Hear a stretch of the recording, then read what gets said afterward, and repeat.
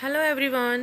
So today's topic is the causes of failure of Revolt 1857, or why did Revolt of 1857 fail? So by the end of the 1858 the war was over. One by one all our leaders and able commanders passed away.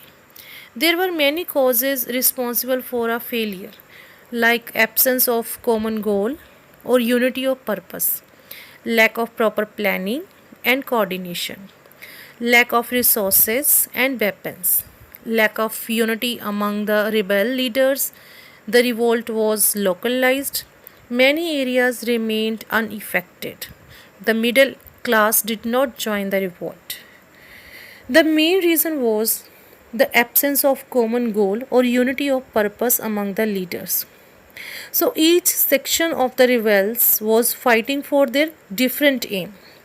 While the rulers were fighting against the British policy of annexation and to regain the lost territories, the Jemedar, Tulakdars were fighting against the loss of lands, and the peasants against the oppression of the moneylenders. The action was supposed to begin on 31st May 1857. But the May 10th incident at Meerut disturbed the whole plan. No serious efforts was made to relieve the siege of Delhi by the Nana Sahib or any other leader.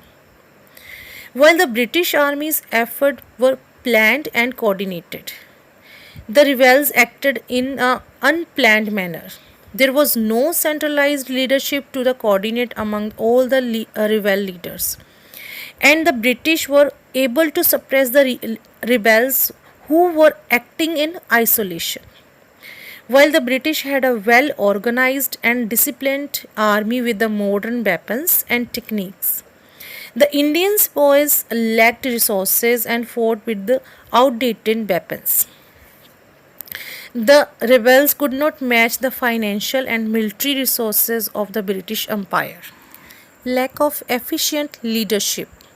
Rani Lakshmibai, Tantya Tope, together they fought against the British and captured the fort of Gwalior. Their resources and forces could not match with those of the British. In Bihar, the revolt was led by the Kanwar Singh. He fought bravely against the British. Rani Lakshmibai, Tantya Tope, and Kanwar Singh, no doubt, they attained a notable victories against the British. But their activities were restricted. Their activities were confined to a narrow area and extended over a brief period. The war was localized. Many parts of India were not affected by the uprising at all. Many Indian rulers, such as the Nizam of Hyderabad, Salar Jung, and the ruler of Gwalior, openly supported the British. The rulers of Nabha, Patiala, Jodhpur, Bhopal remained loyal to the British. The revolt remained localized in northern India. Punjab remained absolutely quiet. Sindh, Rajasthan, Bengal, and Madras also remained unaffected. No scheme of national state.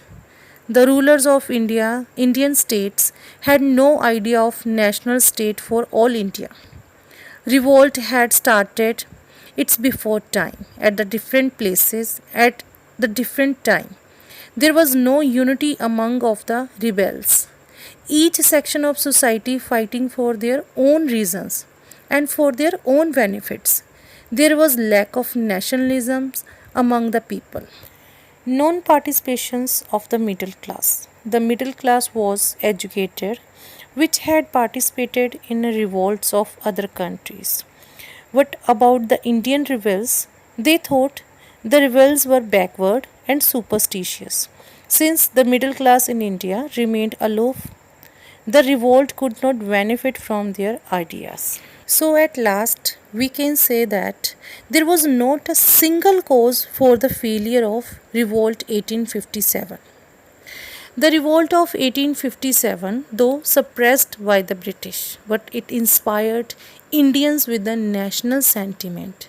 The spirit of revolt continued, and it was reflected in a localized revolt in various parts of India. British rule indirectly generated the nationalisms among the Indians.